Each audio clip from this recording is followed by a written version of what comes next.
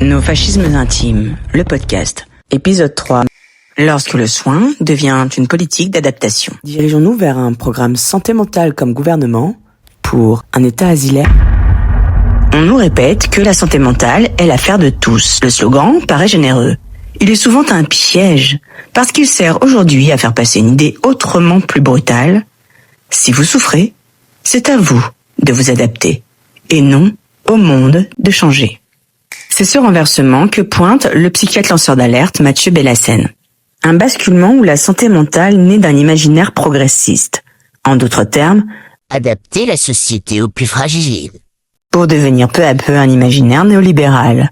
Traduction, adapter les individus à un monde déclaré, inchangeable. Le plus inquiétant dès lors n'est pas l'existence de l'angoisse ou de la dépression, elles font partie du tragique humain. Le plus inquiétant, c'est le traitement social de cette souffrance. Sa marchandisation, sa gestion autoritaire, son individualisation.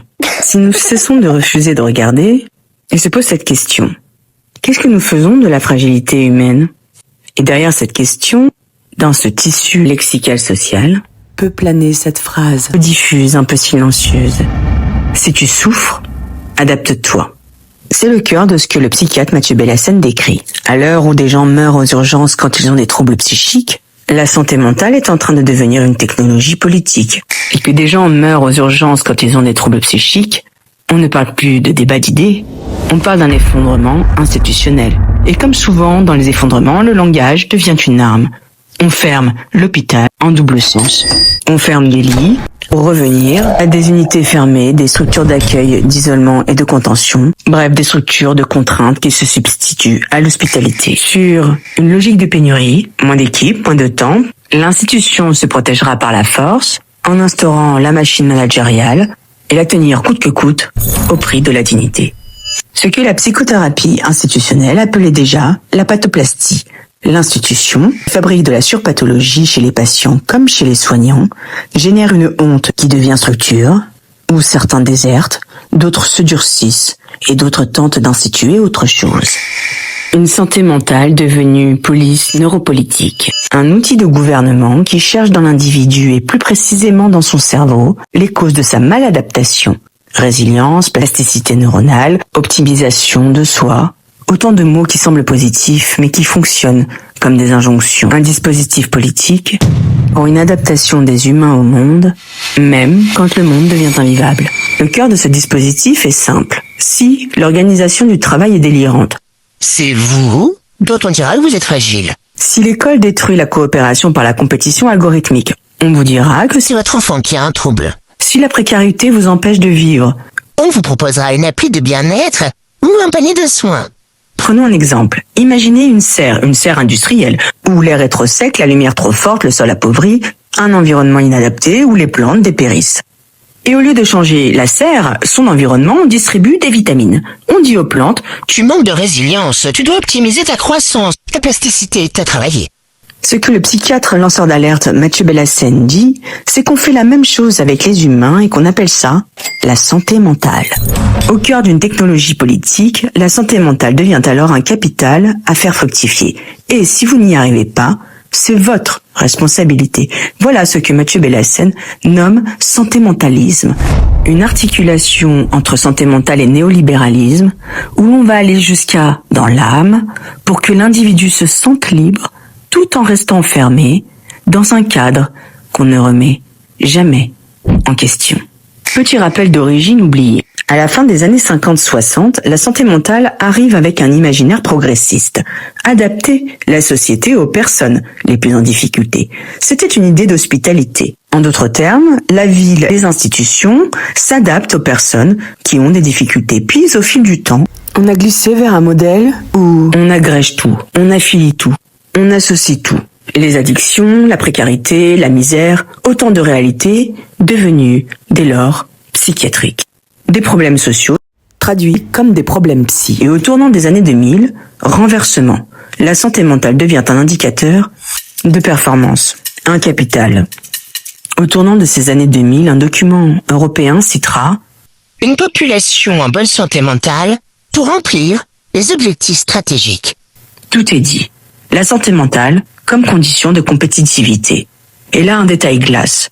Un document politique qui peut dire en creux ce qui est une vie réussie nous dit donc ce qui est une vie manquée. Et c'est là que l'angle mort apparaît. La santé mentale positive n'est pas seulement une aide, mais devient une norme qui dit Une vie réussie, c'est maîtriser sa vie. Et si tu n'y arrives pas, le problème, c'est toi. sauf que être un être humain, c'est précisément ne jamais être complet. L'existence est incomplète. C'est pour cela qu'il y a du désir, c'est pour cela qu'il y a de l'angoisse. Et puis il y a la machine à diagnostic, le DSM, cet outil de classification de symptômes et de pathologies psychiques devenu un standard, colonne vertébrale de la grammaire psy, utile parfois, mais aussi une arme quand elle se déconnecte du réel. Il est courant qu'une tristesse de deuil soit pathologisée trop vite, trouble, et qu'on multiplie des grilles et des protocoles. Plus on baisse les seuils, plus on fragmente, plus on augmente les troubles. Comme le dit le psychiatre Mathieu Bellassène, cette objectivité efface ce qui est central en psychiatrie, la relation. Il y a une phrase qui circule dans le soin. Plus la consultation est courte, plus l'ordonnance est longue. Le psychiatre lanceur d'alerte, Mathieu Bellassène, le dit autrement. La psychiatrie se termine là où elle devrait commencer. Elle s'arrête à la prescription, alors que le soin, le vrai, commence après, dans l'entrée en relation. Le médicament peut apaiser, mais il est prescrit pour permettre la communication, rentrer dans le lien avec le patient, pas pour l'anesthésier. Si vous ne faites pas le travail relationnel ensuite, vous empilez et vous fabriquez une autre violence. Des corps épuisés, des existences anesthésiées et des vies abrégées. La mise en lumière qu'apporte le psychiatre Mathieu Bellassène, c'est qu'en comprimant le temps des consultations pour les rendre plus courtes, et baisser les seuils, augmenter les doses de médicaments pour apaiser, et à force de réduction fragmentée, on applique un modèle d'ubérisation. Le service public devient alors l'outil paradoxal d'une ouverture de marché, avec un public qui devient impraticable, à qui on proposera des prestataires privés, des applis, des paniers de soins, et on appellera ça innovation. Alors que il s'agira rien d'autre qu'un marché créé par la pénurie. Pour rappel, la psychiatrie fait exception dans le corps médical. C'est la seule discipline médicale où l'on peut obliger quelqu'un à se soigner. Cette exception produit une tentation permanente, celle d'utiliser le soin comme instrument à l'ordre public. Des lieux de soins où l'accueil est détruit et où plus la crise éclate, plus on répond par le sécuritaire. Et l'amalgame maladie mentale égale dangerosité devient rentable médiatiquement. Le psychiatre lanceur d'alerte Mathieu Bellassène raconte aussi autre chose, et c'est là que le récit devient explosif. Le traitement de la souffrance se fait parfois en punition de ceux qui la dénoncent. Où le lanceur d'alerte devient le problème, où le révélateur devient le coupable. Un mécanisme classique où on renverse l'injustice contre celui qui la dénonce. La conclusion de Bellassène est radicalement simple. Regroupez-vous. Retrouvez des lieux de parole, de vie quotidienne, de présence. L'histoire rappelle que pendant la Seconde Guerre mondiale, au cœur de la catastrophe, 40 000 morts de faim dans les asiles fait surgir à ce moment-là des idées de psychiatres comme Saint-Alban, Tonquel, Bonafé, Houry, avec une idée renversante. Pour soigner les personnes, soignons l'institution. Réunissez, soignants, soignez. Organisez, créez des clubs thérapeutiques, des clubs de parole, une démocratie du quotidien. Ce n'était non pas de l'angélisme, mais une technique de politique du soin. La thèse n'est pas que tout est social et que l'individu n'existe pas. C'est plus fin. La souffrance est biopsychosociale, c'est-à-dire que nos troubles sont souvent des troubles de la relation humaine au monde. Et que l'on peut prescrire, oui, mais comme condition d'entrée en relation et non pas comme fin du soin ou contention. La guérison, ici, n'est pas un retour complet au bien-être, qui n'est qu'une fiction tyrannique, mais une capacité retrouvée à vivre avec ses limites dans un monde rendu moins hostile par les interactions rétablies et rendues habituées. Le docteur Mathieu Bellassène termine donc sur une idée qui est de rétablir la psychothérapie institutionnelle afin de soigner d'abord les institutions pour soigner les personnes. Soigner l'hôpital, l'école, la justice, le travail, toutes les institutions. Et la vraie démocratie, au fond, c'est cela. La capacité collective de remettre en question le cadre et de ne pas se contenter de s'adapter, qui plus est si ce qui est imposé constitue l'inverse du bien-être psychologique, émotionnel et physique d'un individu et du collectif. Maintenant, je pose la question. Sommes-nous prêts à s'orienter vers un État au dispositif asilaire? Parce qu'une société qui dit adapte-toi quand elle devient invivable ne fabrique pas seulement de la souffrance, elle fabrique de la folie. Et qu'une démocratie inhabitée permet toute installation autoritaire, comme celui d'un État asilaire. Et sous l'étiquetage de la santé mentale, vivre dans un État au dispositif concentrationnaire et où dévier de la norme sociale dominante devient moral de vous corriger, vous écarter, vous enfermer, vous tuer, en toute légalité. Bashi bashi bashi.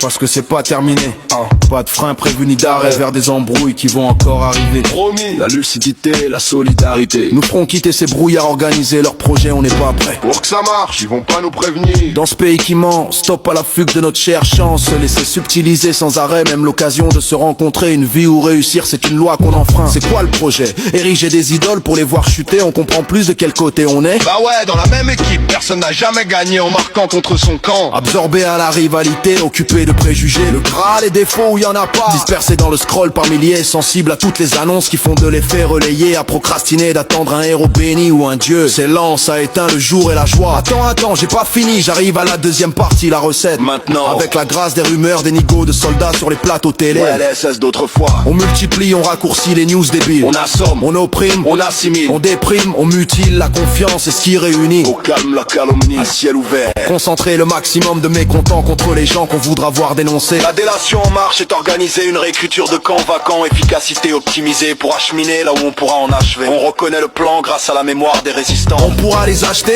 ça peut être une bonne idée. Les Arabes sont-ils les Juifs de demain? Restreints dans un quotidien sans tirelire qui tire sur les nerfs, de pendus entre pensées en roue libre et repli anxieux de peur que ce soit mal interprété entre frères. Bienvenue dans la parfumerie des effluves de l'Empire. City, son empereur, un pervers gouvernant qui dit: la santé mentale est une priorité nationale, répondez aux questionnaires, ces informations seront indispensables pour vous aider de la façon la meilleure. Arrête, papa, arrête. Congé d'un sentiment d'errance, squeezer des mois de câlins, de 5 sensations d'être protégé. Perso, je suis en mode automatique, je montre rien, je fais semblant, je fais mon taf et je rentre me fonce dès. J'attends le week-end, quelques traces à sniffer, ça m'aide à oublier en France. Dans un climat d'interro continu, ce sont des centaines d'isolés saturés qu'on est devenus, mis à bout à bout, sans se parler en glissement d'inertie. Le solidaire a remplacé en grappe des solitaires, rendus paralysés dosés. Je stresse pour rien, je sais pas ce que j'ai même peur de parler quand il y a du monde à côté. Dans du silence, du jus de peur, la tranquillité a pris la fuite de nos foyers. Et la chambre des petits sans lueur, en petits bouts découpés, avec des frontières érigées, annexées un peu partout. Cet empire nouveau concentré en camp d'état-nation, de colonies difficiles d'accès, a fait disparaître notre relation. Se méfier entre nous, c'est un boulevard qu'on leur a balisé d'un futur qu'on ne voulait pas voir, qu'on aide à réaliser sans le vouloir. Voici le plan de l'état asilaire, ne fuis pas ce que tu découvres. Un asile psychiatrique part, c'est pour les tarés ça non?